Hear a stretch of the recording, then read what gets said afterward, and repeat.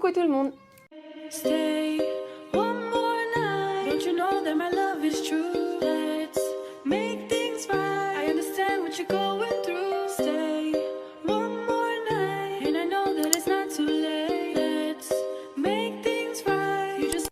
On se retrouve dans une vidéo face cam, comme j'adore vous faire. Aujourd'hui, j'avais envie de vous partager les habitudes que j'ai supprimées de ma vie pour être beaucoup plus productive. Pour celles qui me suivent déjà depuis un petit moment, je pense que vous avez l'habitude, je vous parle quand même très régulièrement des habitudes, des astuces à mettre en place au quotidien. Je vous ai également partagé beaucoup de mes routines, parce que je pense vraiment que c'est un aspect de notre vie qu'on a tendance à négliger, alors que vraiment ça a un impact phénoménal. Ce sont généralement des actions toutes simples, mais en les mettant en place au quotidien, notre cerveau les enregistre, jusqu'au moment où on agit de façon complètement inconsciente. Et au final, l'effet sur notre quotidien, il est énorme. Mais attention, il peut être énorme en bien comme en mal, ça dépend des habitudes qu'on a. Je vous ai déjà parlé dans des précédentes vidéos des astuces et des routines à mettre en place pour garder une maison propre, une maison rangée, pour avoir un quotidien allégé. Là, je vous ai préparé aussi une vidéo sur des routines pour bien préparer sa semaine. Je vous avais fait il y a quelques temps une vidéo sur bien préparer son mois. J'ai aussi une vidéo qui arrive pour le sommeil. J'ai mis des choses en place, ça m'a sauvée pour celles qui me suivent sur Instagram. Ça fait maintenant des années que je souffrais d'insomnie. J'ai réussi, grâce à des routines, à grandement améliorer tout ça. Mais il ne faut pas non plus négliger l'impact néfaste des mauvaises habitudes que l'on a et qui auront un impact sur notre vie et sur notre productivité. Dans cette vidéo, je vais t'expliquer dans un rapide tour d'horizon les 6 habitudes qu'il faut absolument que tu te débarrasses si tu veux être plus productive. La première habitude qu'il faut absolument supprimer, c'est de dormir moins de 7 heures par nuit. Pour être efficace, pour être productive, il n'y a pas de secret. Il faut que ton corps se repose. Il te faut de l'énergie. Mais il est impossible d'avoir assez d'énergie si on ne laisse pas son corps se reposer. En faisant mes petites recherches, j'ai trouvé une étude qui disait que les Français dormaient en moyenne 6h40 par nuit. Alors qu'il est aussi prouvé que l'adulte a besoin de 7 à 9 heures de sommeil par nuit. Chaque année, ce nombre d'heures de sommeil continue de diminuer. Je vous le disais en début de vidéo, moi j'ai été victime d'insomnie suite à mon travail de nuit à l'hôpital. Pendant des années, je n'ai pas trouvé un sommeil correct. Je dormais quelques heures, pas d'affilée, enfin mes nuits c'était un cauchemar. C'était bien souvent là que j'ai échangé avec vous sur Instagram. Donc c'est pour ça, celles qui me suivent sur Instagram sont bien au courant de mes insomnies. Donc je peux vous assurer, comme il est difficile d'être productive et d'avoir une vie et un quotidien sain quand on n'a pas son nombre d'heures de sommeil. Alors je sais tous qu'on a 1000 choses à faire le soir, que Netflix sort un nombre de séries qu'on a tous envie de voir également.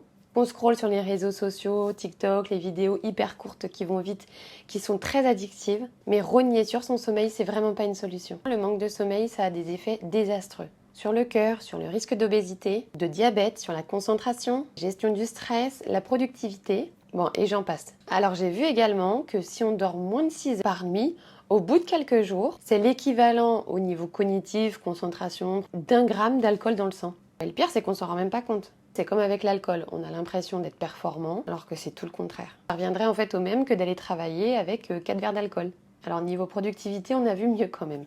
Vous me direz en fin de vidéo, mais vraiment, je pense que sur toutes les routines que je vais vous dire et je vais vous conseiller de supprimer, je pense que vraiment la principale à retenir, c'est celle-ci, c'est le sommeil.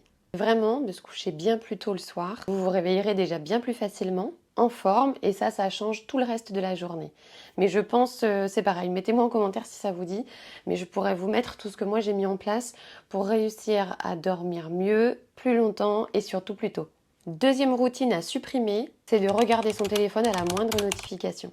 Aujourd'hui, c'est prouvé qu'on regarde son téléphone, je crois en moyenne 150 fois par jour. C'est énorme. Et je suis sûre que beaucoup se disent « moi c'est impossible, je ne suis pas à 150 fois », alors qu'en fait c'est un mécanisme et qu'on ne se rend pas compte, mais que finalement on arrive quand même très vite à atteindre une centaine. Et en même temps c'est logique, puisqu'on reçoit à peu près une notification toutes les 6 minutes il me semble. Alors dites-moi comment est-ce qu'on peut être productif si toutes les 6 minutes on s'arrête.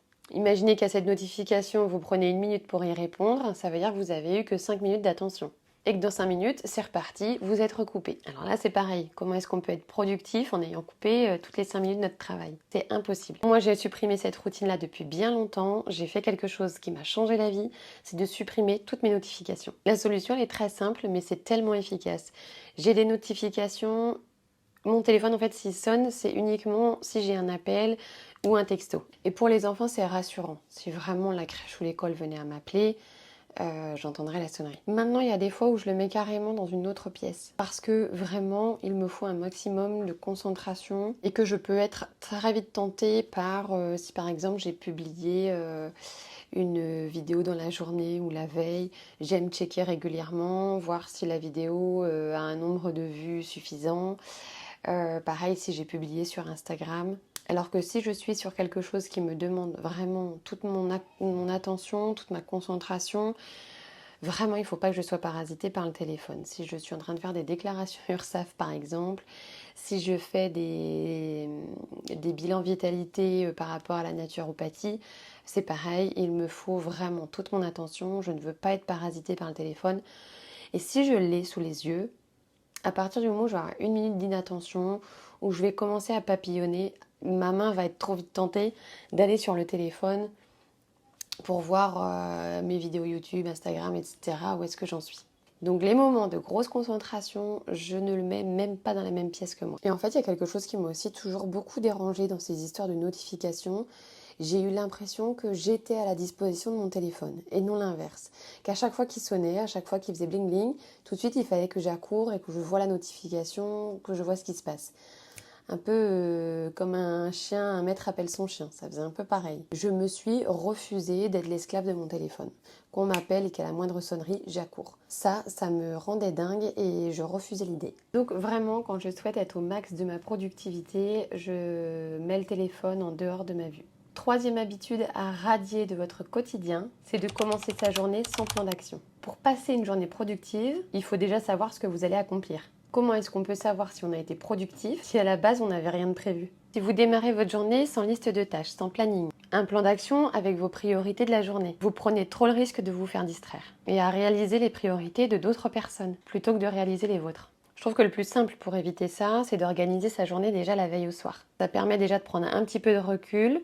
Et souvent, ça aussi, c'est bénéfique pour le sommeil. On passe une nuit plus sereine en sachant exactement ce qui est prévu le lendemain. C'est quelque chose que vous pouvez faire sur le support de votre choix, que ça soit numérique ou papier, un agenda, un bullet journal, une application sur le téléphone. L'important, c'est que cet outil, il vous convienne à vous. Ça vous permet de clarifier tout votre planning et toutes vos idées. Et attention aux to-do list sans aucune priorité. Alors moi, la première, c'est un de mes défauts. Je sais que beaucoup sont fans de listes des tâches à faire. Moi aussi. La fameuse to-do list, mais attention à bien choisir vos priorités. On peut très rapidement se retrouver avec des to-do list de 25 tâches à faire pour la seule et même journée alors qu'on sait très bien que c'est infaisable. Et du coup, on a tendance à prioriser les tâches les plus simples, les plus faciles, les plus rapides à faire, mais qui ne sont pas forcément les prioritaires, juste pour essayer de réduire cette liste. Et on se retrouve en fin de journée à ne pas avoir avancé correctement sur nos tâches les plus importantes. Et là, on a vraiment cette sensation de non-productivité. Moi, pour éviter ça, j'établis ma liste de to-do list, de toutes mes choses à faire, mais je ne mets en priorité que 3 tâches à réaliser dans la journée, même si ma to-do list a une longueur interminable. Je n'en prends que 3 et jamais plus. Ça me permet de savoir exactement sur quoi avancer, sur quoi être focus pour avancer dans mes projets. Et puis il y a vraiment un sentiment de satisfaction parce que je sais qu'une fois que ces 3 tâches-là sont réalisées, peu importe ce qui se passe après dans ma journée elle aura forcément été productive puisque les 3 tâches les plus essentielles ont été faites. Et ça, je vous assure que la différence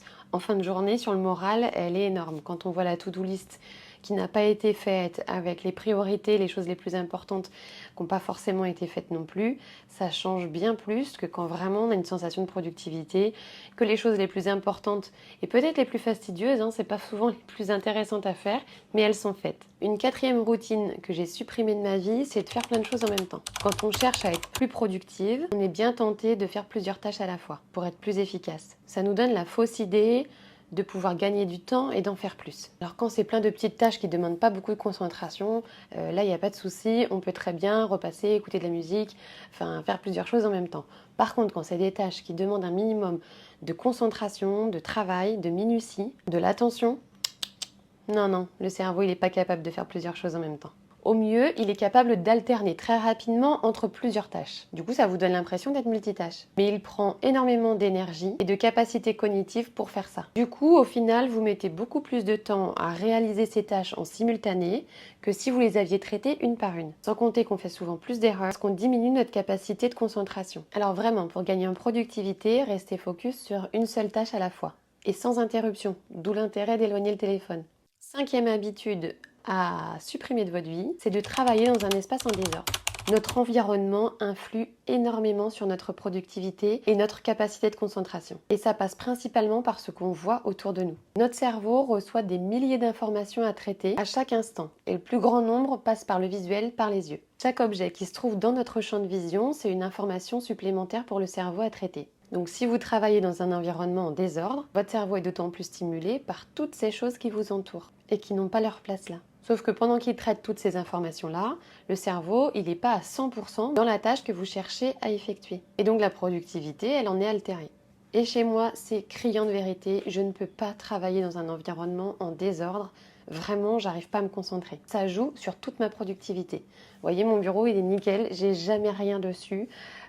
Sauf la tâche à l'instant T que je suis en train de traiter. Donc pour éviter ça, il faut vraiment faire très régulièrement le vide sur son bureau. Ça sert à rien d'entasser plein de papiers qui n'ont pas d'intérêt sur ce que vous êtes en train de faire. Des crayons, des règles, des agrafeuses, tous ces petits accessoires qui peuvent être aussi parasites. Chut, vous en avez pas besoin, on les enlève. On les range, il y a des tiroirs, il y a des trousses, on s'organise. La tasse de thé d'il y a 3 jours ou de café, c'est pareil. On l'enlève au fur et à mesure. Et ça marche aussi si vous travaillez sur votre téléphone, la tablette, l'ordinateur. Faites du tri, faites du rangement. Aussi, le visuel, il va être important. Si on a plein d'onglets qui sont ouverts en suspens, plein d'applications ouvertes, c'est pareil, c'est parasite pour le cerveau. Ça fait un stimuli supplémentaire alors que votre cerveau il est déjà très bien occupé. Donc là-dessus aussi, faites le vide et vous n'ouvrez que les applications, les onglets qui ont un intérêt à la tâche que vous êtes en train d'effectuer. Sixième routine à supprimer, c'est de vouloir être productive tout le temps. Pour être productif sur le long terme, il faut aussi savoir ne rien faire. Alors ça va sûrement vous paraître un petit peu contradictoire comme routine à supprimer. Et pourtant, c'est un point vraiment important. Nous sommes dans une société de performance, d'urgence, qui nous pousse et qui nous encourage toujours à faire plus, à courir dans tous les sens, ne jamais s'arrêter pour remplir encore plus. Nos journées sont déjà extrêmement chargées et on finit par réussir à nous faire croire que c'est nous qui n'avons pas un bon rythme de vie. Résultat, c'est aussi pour ça qu'on a des burn-out, qu'on a des gens de plus en plus stressés, au travail comme dans leur quotidien personnel. Le nombre d'épuisements professionnels a explosé. Moi, à l'hôpital, j'en ai vu tellement des patients. Ça m'a marqué à jamais de me dire à quel point le cerveau peut être fragile. Et comme finalement, tout tient à pas grand-chose. Je crois qu'on arrive à quelque chose comme 18% des salariés qui ont déjà fait un burn-out. C'est énorme. Et les femmes sont d'ailleurs bien plus touchées que les hommes. En déplaise à beaucoup, elles ont aussi la charge, généralement, je ne fais pas de généralité, mais très souvent, la charge de l'organisation de la famille. Même si l'équilibre dans les couples tend vraiment à s'améliorer, on n'y est quand même pas encore. Des couples y arrivent très bien et certains, moi je vois par exemple par rapport à nos activités, Alan est très souvent absent. Donc bien sûr qu'il m'incombe beaucoup plus à moi la charge de l'organisation familiale. Alors vraiment, pour éviter de se retrouver en burn-out, et donc là on peut dire adieu à la productivité, en plus de votre bien-être personnel, il est essentiel d'apprendre à souffler. Et je sais que dans mes abonnés, j'ai un paquet d'hyperactives. Donc oui, c'est aussi à vous que je m'adresse. Prenez des pauses dans vos journées, soufflez, apprenez à vous déconnecter des obligations. Planifiez des moments de détente en famille, entre amis ou même seul et sans culpabiliser. Sachez aussi dire stop, dire non quand vous sentez que vous ne pouvez plus, que vous ne vous en sortez plus et prenez le temps de vous ressourcer. Vous n'en serez que plus productif. Vraiment, c'est aussi une aide à la productivité que de savoir souffler, dire non, dire stop par moment.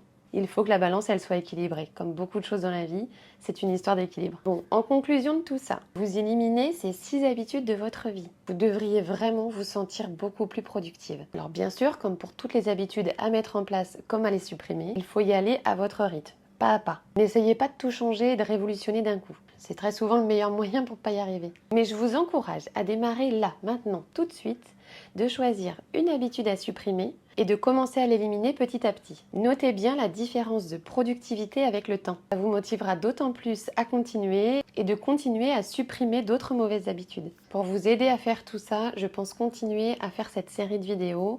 Comment organiser un mois de travail, un mois à la maison, comment anticiper une journée, ce que je fais la veille, pour que ma journée soit productive et efficace. Vous faire une vidéo sur le sommeil, l'alimentation, parce que tout ça rentre en compte. Dites-moi si dans ces 6 habitudes que je vous ai citées, il y en a une en particulier que vous aimeriez supprimer. Est-ce que vous avez conscience de sa mauvais impact sur votre productivité? Qu'est-ce que vous pourriez mettre en place dès aujourd'hui pour commencer à la supprimer?